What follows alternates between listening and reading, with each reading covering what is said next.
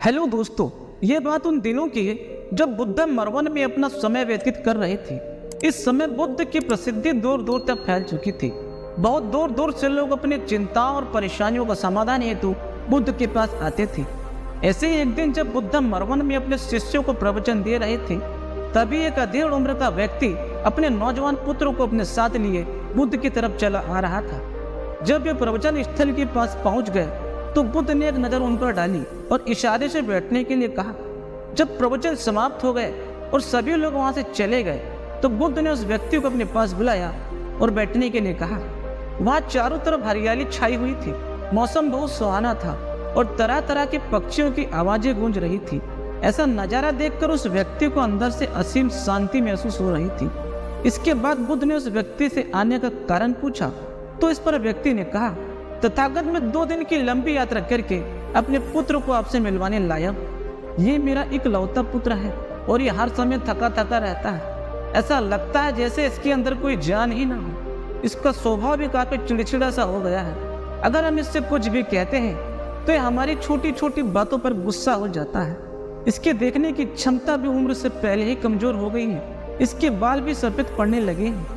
इतनी कम उम्र में इतनी बड़ी उम्र का लगना मुझे तो कुछ समझ में नहीं आ रहा है। तथागत मैं अपने पुत्र के स्वास्थ्य को लेकर बहुत चिंतित हूँ। जब मैं अपने पुत्र को वैद्य जी के पास लेकर गया तो उन्होंने कुछ औषधि दी और कहा, अपने पुत्र को तनाव कम लेने के लिए कहो। वो अपने दिमाग में बहुत अधिक तनाव लेता है, इसलिए उसकी ऐसी हालत हो गई है। व्यक्ति ने कहा, मुझे तो नहीं पता कि तनाव होता क्या है या किन कारणों से आता है और उसे कैसे अपने पुत्र के दिमाग से निकालो, लेकिन मुझे सबसे पहले तो ये समझना है कि तनाव होता क्या है। इसलिए तथागत मैं आपके पास आया हूँ। कृपया आप मेरी समस्या का समाधान कीजिए। यह सुन बुद्ध उसके पुत्र को बड़े ध्यान से देखते हैं, उसके चेहरे को देखते हैं, उसकी आंखों को देखते हैं और फिर उसके हाथों के नब्ज को भी देखते हैं। ये सारी विधि करने के पश्चात उस व्यक्ति से कहते हैं कि तनाव लेना तो कोई नहीं चाहता, लेकिन फिर भी यह तनाव लोगों के दिमाग को दीमक की तरह पकड़ लेता है और व्यक्ति जान भी नहीं पाता कि वह तनाव में जी रहा है।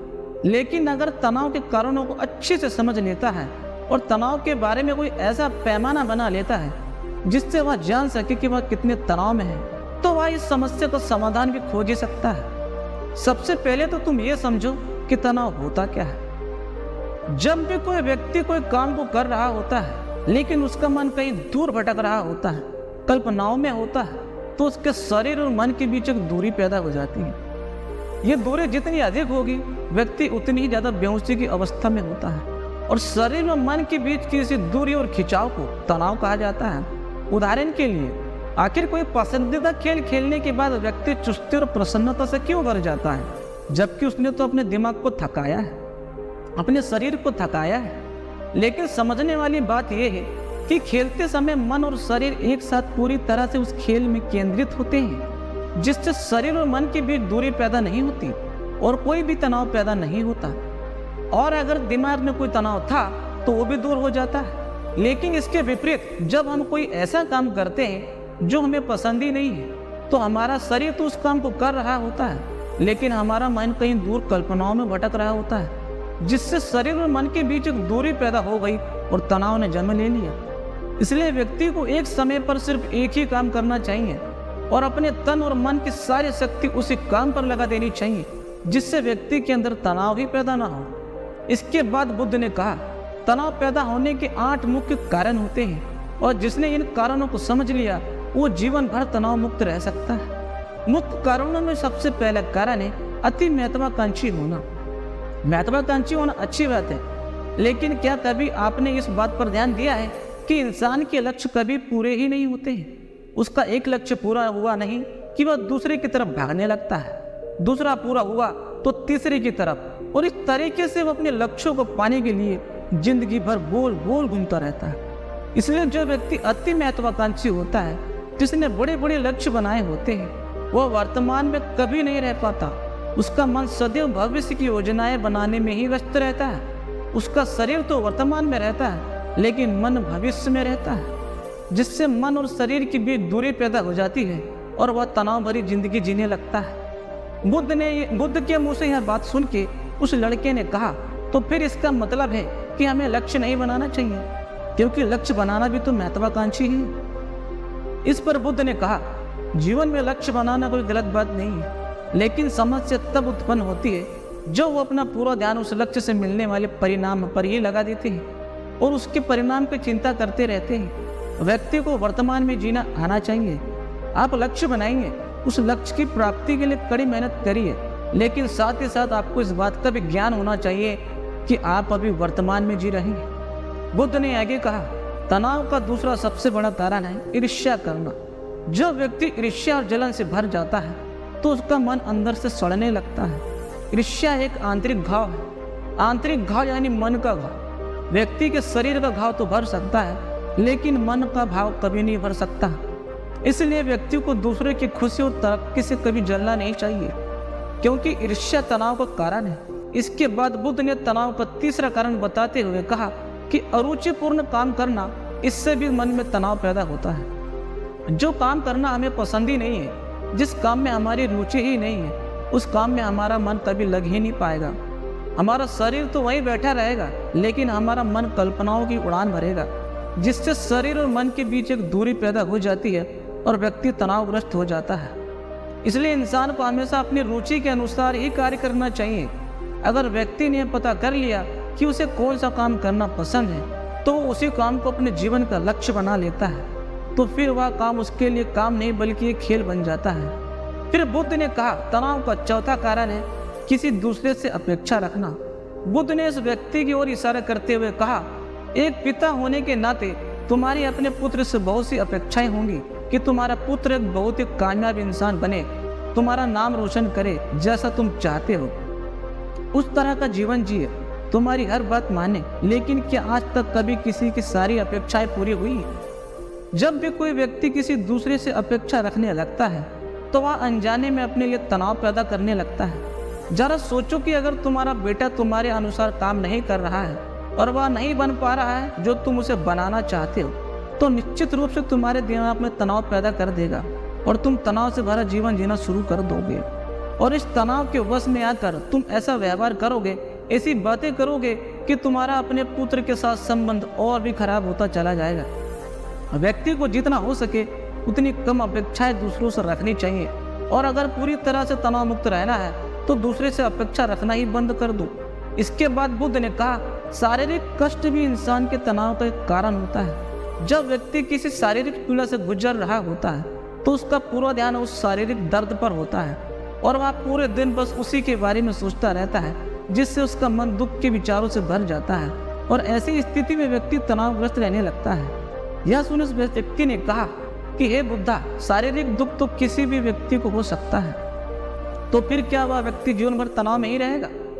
इसका जवाब देते हुए बुद्धा ने कहा कि इंसान को यह बात समझनी चाहिए कि हमारा जीवन दुखों का आधार है। जैसे जैसे हमारा जीवन आगे बढ़ता है, इसमें दुख आते हैं, बीमारियां भी आती है, फिर अंत में मृत्यु भी आती है। बीमारियां इंसान के जीवन का अभिन्न अंग है, कोई इनसे बच नहीं सकता।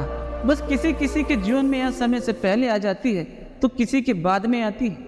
जब इंसान का मन इस बात को अच्छे से समझ लेगा तो फिर वह अपनी बीमारी के बारे में सोच सोच कर ज़्यादा तनाव नहीं लेगा, क्योंकि यह हमारे जीवन का अभिन्न हिस्सा है। और इसके लिए व्यक्ति को शारीरिक रूप से भी अभ्यास करते रहना चाहिए। अपने जीवन में व्यायाम और स्वस्थ जीवन की शैली को भी जगह देनी चाहिए, ताकि उसका शरीर लंबे समय तक निरोगी रह सके, सही से काम कर सके। तनाव का अगला कारण होता है अपनी योजनाओं को समझने के लिए समय देना। कुछ लोगों के दिमाग में कोई विचार आया ही नहीं कि वह बिना सोचे समझे उस काम को शुरू करना कर देता है, और जब उस काम में उसे असफलता मिलती है तो वह तनाव में जीने में लगता है, क्योंकि उन्होंने उस काम को शुरू करने से पहले उसके बारे में पूरी जानकारी इकट्ठा नहीं की थी। इंसान को कभी भी काम शुरू करने से पहले उसके अच्छे और बुरे परिणामों के बारे में ठीक से विचार कर लेना चाहिए। इंसान को इस बारे में भी सोच लेना चाहिए कि अगर यह योजना सफल नहीं हुई तो फिर इसके बाद मैं क्या करूँगा। इसलिए व्यक्ति को अपनी योजनाओं को ठीक से समझने के लिए पूरा समय देना चाहिए, ताकि बाद में इस योजना की वजह से तनाव पैदा ना हो। तनाव का सातवां सबसे बड़ा कारण है टाल मटोल करना।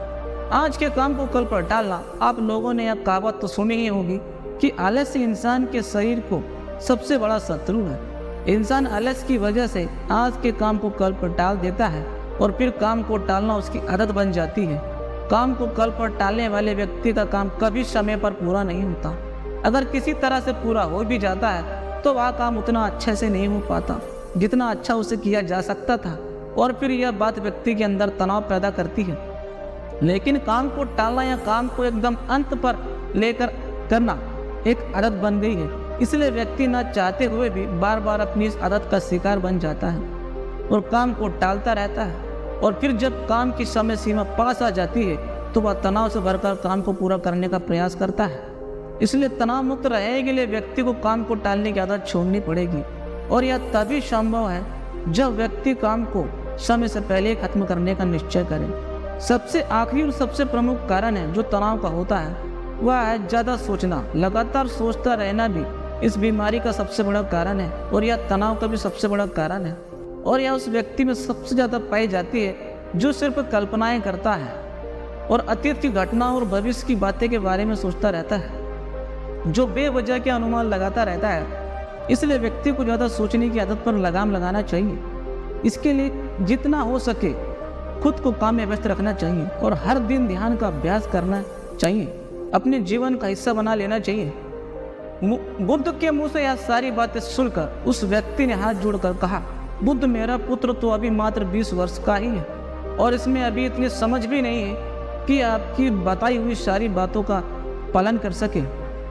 आप कृपया करके तनाव मुक्त रहने का कोई ऐसा आसान तरीका बता दें जिससे मेरा बेटा उसका अनुसरण भी कर सके और तनाव मुक्त भी रह सके। उस व्यक्ति की यह प्रार्थना सुन बुद्ध ने कुछ सोचते हुए जवाब दिया, अगर तुम इतनी सारी बातों का पालन नहीं कर सकते हो तो इसके लिए एक बहुत ही आसान विधि है। तुम एक बार में एक ही काम करने का प्रयास करो। जो भी काम कर रहे हो उसी काम को करो, सिर्फ उस पर ही पूरा ध्यान लगाओ। और अगर तुम्हारा मन इधर उधर भटक रहा है, जैसे ही तुम्हें याद आए उस काम पर फिर वापस लग जाओ। यह सबसे आसान और सबसे अच्छा तरीका है तनाव मुक्त रहने का। जब तुम भोजन करो तो उस समय सिर्फ भोजन ही करो, उसके पूरे स्वाद का आनंद लो। अनुभव करो कि जब तुम चलो तब पूरा ध्यान सिर्फ चलने में ही लगाओ। इससे तुम्हारा मन और तुम्हारा शरीर दोनों एक जगह पर केंद्रित रहेगा। दोनों के बीच दूरी पैदा ही नहीं होगी, जो कि तनाव का मुख्य कारण होती है। इसलिए जहाँ तक संभव हो सके एक समय पर सिर्फ एक ही काम करने का प्रयास करें, वो भी पूरा ध्यान से करें। दोस्तों, आशा करता हूँ आपको इस वीडियो से बहुत कुछ सीखने को मिला होगा। ऐसे ही ज्ञानवर्धक वीडियो देखने के लिए गुण मानस यूट्यूब चैनल को सब्सक्राइब करें। धन्यवाद।